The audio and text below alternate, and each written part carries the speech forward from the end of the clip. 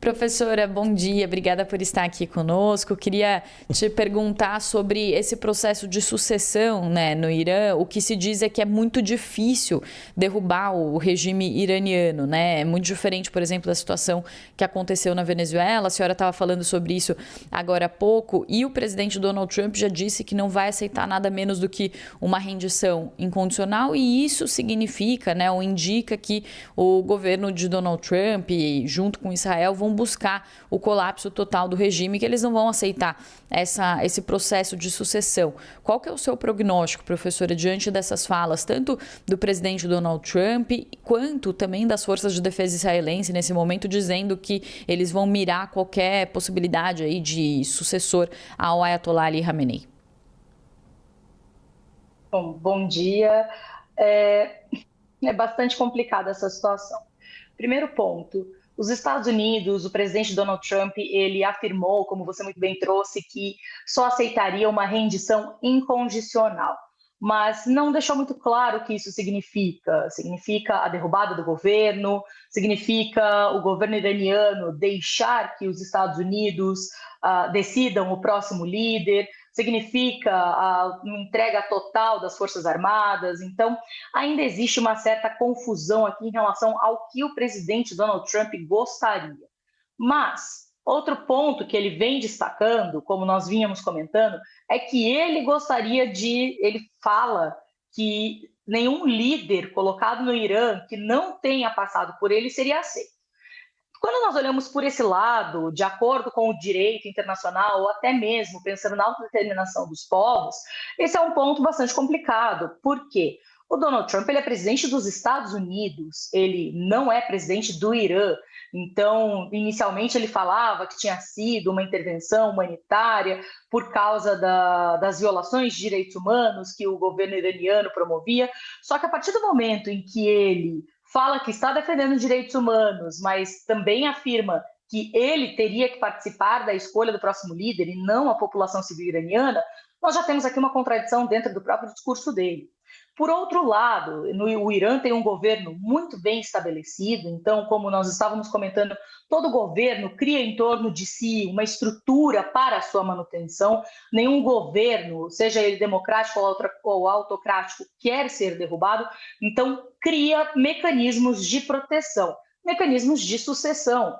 Então, apesar do governo fundamentalista, no governo fundamentalista iraniano, essa escolha, essa sucessão ser mais difícil do que em um governo democrático, no qual a população vai às ruas, ainda assim existe um processo em curso para a escolha desse novo líder.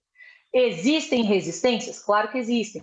Existem divergências dentro do próprio Irã? Também. Como você mesma trouxe, o líder, os clérigos mais radicalizados querem a escolha de um novo líder supremo, que essa escolha aconteça de forma rápida, justamente para retirar poder do presidente iraniano, que é mais moderado, e retomarem com maior clareza e com força os ataques que estão realizando.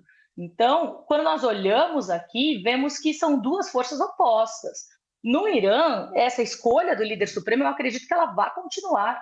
O Colégio de Clérigos não vai parar o seu processo de escolha porque o Donald Trump está falando que não vai aceitar, porque o Irã está sendo atacado. Muito pelo contrário, esse Colégio de Clérigos, que tende a ser mais radicalizado, ele vai seguir com a sua escolha para ter um novo líder supremo e trazer uma liderança ao Irã. Então, o que nós vamos ver aqui eu acredito que o Irã, em pouco tempo, tenha um novo líder supremo, que esse colégio de clérigos coloque um novo líder supremo no poder. Esse líder supremo ele não vai ter tanta legitimidade quanto tinha o Ali Khamenei. O Ali Khamenei, que também foi muito questionado no início, quando foi escolhido, mas que vai, infelizmente, como nós estamos conversando, esse conflito ele vai seguir acontecendo. O Irã, eu acredito que tenha uma nova liderança eleita, e que essa liderança vá sofrer as consequências desses ataques estadunidense e israelense. Professora, você falou aí que os clérigos vão continuar com esse processo de escolha do líder supremo. O Trump disse que quer se envolver na escolha de um próximo líder, como na Venezuela. Como a gente está falando aqui, mas não está acontecendo isso agora. Como seria possível o envolvimento americano nessa sucessão? Tem alguma forma deles participarem disso? Leandro, eu acredito que seja impossível. A única maneira dos Estados Unidos participarem da escolha da próxima liderança, e eu não vou falar líder supremo, mas da próxima liderança iraniana, seja ela qual for, seria a derrubada do governo.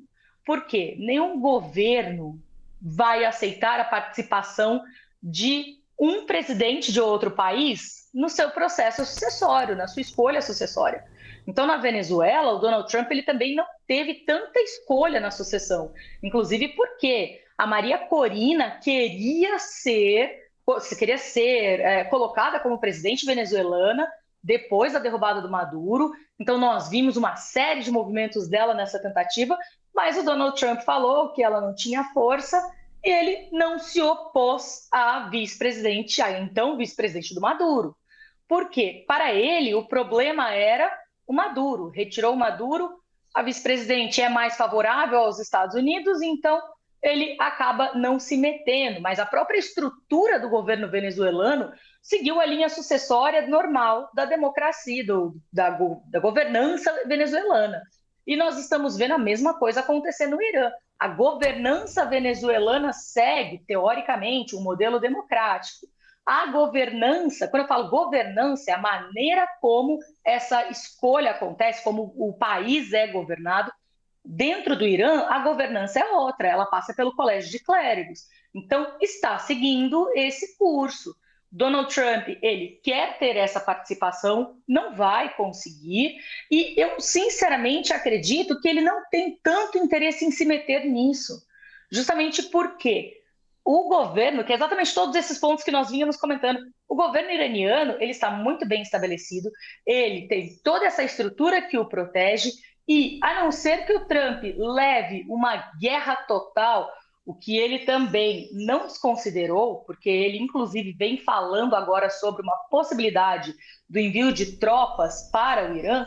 Então, a não ser que o Donald Trump vá a fundo nessa guerra, eu não acredito que ele consiga ter participação na escolha da próxima liderança iraniana.